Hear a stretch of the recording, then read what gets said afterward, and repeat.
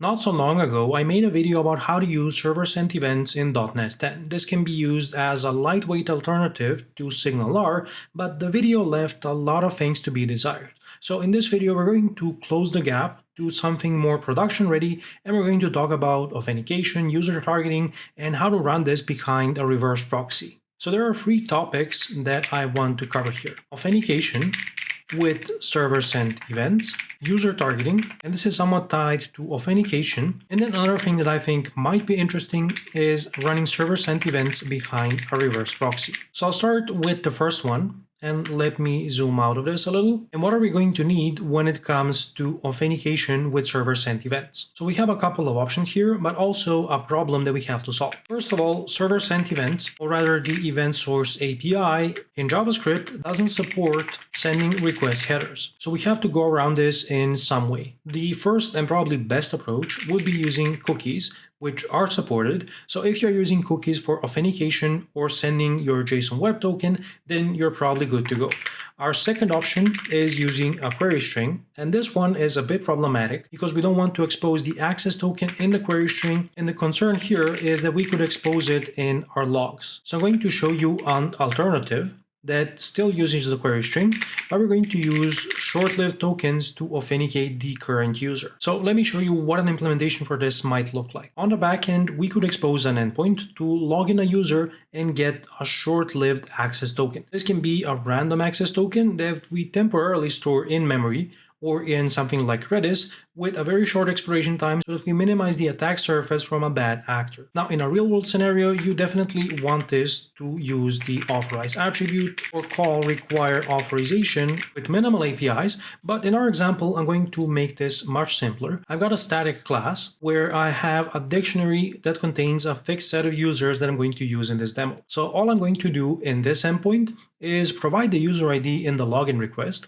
validate that it exists on my backend, and then generate our short-lived token. This is taken care of by the token service, and the implementation I have here is the in-memory version, where I've got a concurrent dictionary that stores my user IDs. And what we want to do here is map an access token to a user's identifier. So we can generate a random access token, convert it into a base64 string, and then add that to our dictionary. This is the generate token flow. I'm also firing off a task that's going to run in 30 seconds and remove the token from the dictionary if it hasn't been used by then. Our second endpoint just checks if this token is present in the dictionary and returns the corresponding user ID. So going back to our endpoint, now you understand what's going on here, and this will allow us to implement authentication with server-sent events. Our authentication flow is going to look like this. We're first going to hit the auth login endpoint, which is going to return a short-lived token. I'll call this an SLT, and then we can send the short-lived token to subscribe to the event stream.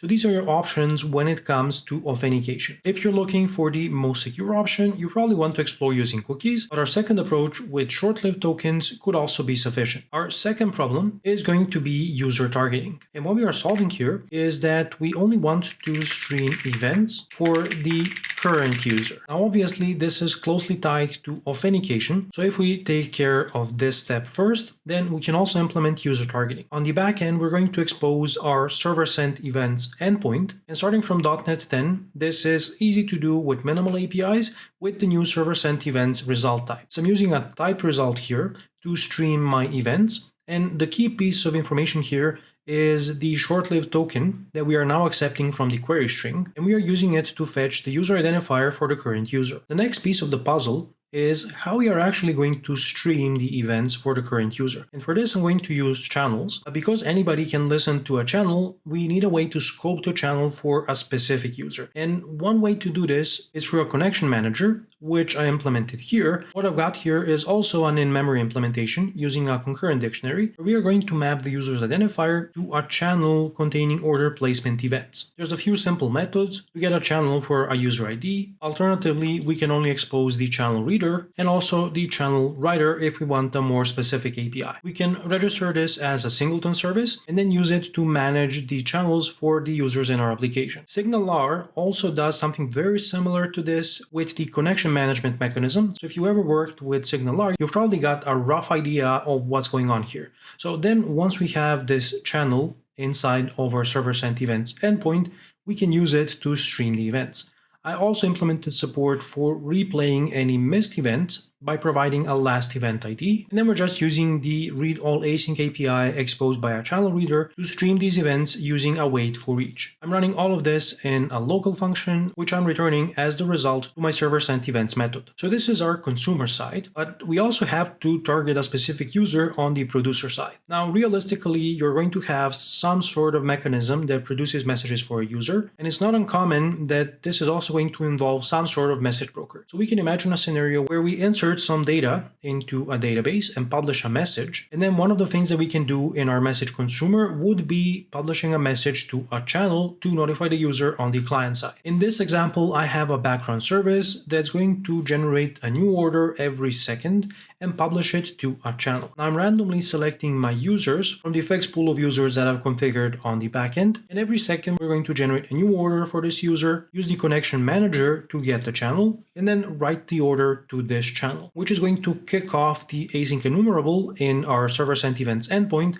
and send a new event to the subscribed client. And this is very similar to the iHub context abstraction that SignalR gives you, which lets you send messages to your clients from the server side. So that's the gist of the whole implementation and how we are able to stream events to the client. Now let's also take a look at the client-side implementation. And what I've got here is a bit more involved from my previous demo that was just streaming messages for a single user. So I'll walk you through the most important bits. I hard-coded the API URL. What the UI does is it allows me to add panels where I can listen to messages for multiple users at the same time, and the events for each user are going to appear in a separate box on the user interface. Now, the key piece of code is here, where we send a request to the auth login endpoint by sending a user ID. I repeat, in a real-world scenario, this is the place where you send a valid access token to get back a short-lived token. And once we've got a short-lived token, we can start a new event stream for the newly authenticated user. The API for this is just creating a new EventSource object. You have to point it to the server sent events endpoint, and I'm appending the short-lived token in the query string this time. And remember that this is a temporary value that's going to expire in 30 seconds. So if we don't use it quickly, we're going to get a 403 response from the server. And then the rest of the code here is pretty standard. We just accept an event from the server, and we know that it's scoped to our currently authenticated user. So let me show you what this looks like when we start the application. Here's the user interface with a panel to enter a user's identifier. So if I add the ID for the first user and click login, you can see it kicks off a request to the login endpoint, and this returns our short-lived access token that looks something like this. It's a base64 encoded string. Then we send that to the server sent events endpoint, and what we get back is an event stream. So you can see events are flowing from the backend for our current user, and we can add more than one user on the UI. So if I log in for the second user, we kick off another request to get back a short-lived access token, and with that we can authenticate to the server and start receiving events. So that's how all of this works, and if you want to grab the source code for this entire demo, it's going to be available for free in the pinned comment right below this video. So far, we've taken care of authentication with server sent events and how to implement user targeting. Now, one thing I'd also like us to take a look at is how this is going to work when running behind a reverse proxy. So in this setup, our client wouldn't send a request directly to our backend. Instead, it's going to send a request to the proxy, and the proxy is going to be responsible for forwarding the request to the server. So now the communication flow is a bit more complicated, but it looks something like this. Our request lands on the proxy. We send a request to the server, which initiates a server sent events request. And remember that this is supposed to be a long-lived request. So depending on the implementation of the reverse proxy that you're using, you may have to tweak some configuration settings to implement this. I'll show you how we can implement this with a popular reverse proxy called YARP. But one thing I want to comment on is the authentication flow and the fact that we only authenticate with the server once. The implications of this are that our access token could expire while the connection remains open. We don't really have a way to re-authenticate the user from the backend. Our options here are either doing nothing, which when you think about it makes sense because we really only authenticate a user once when they send a request. We don't check if the access token expired while the request was executing. Another option could be preempting this from the client and using a refresh token to obtain a new access token and then sending a new request through an event source before the access token expires. So that's just a quick little digression. Now let's go back to our reverse proxy implementation. So I'm going to add a new project to this solution, and I will pick ASP.NET Core Web API. I'm going to call this just the reverse proxy. I'll click next, and let's say we just want to use HTTPS. Let's create this, and I'm going to get rid of all of this scaffolded code so that all we are left with is these 4 lines of code. Now I said we were going to use YARP for our implementation, and YARP is distributed through a NuGet package. So I have to install YARP reverse proxy. I'll go ahead and add the latest version. And what we want to do here is just use YARP as a request forwarder. To do this, we have to say builder services add HTTP forwarder. And here we have to map the YARP middleware by calling map forwarder. Now, what I'm going to do here is define a catch-all wildcard, which is going to match any incoming request, and now I have to define where I'm mapping this. And you probably want to fetch this value from configuration in a real-world setting, but for our use case, I'm going to hard code this to the address of our backend, which is HTTPS, localhost, and I believe the port is 7176.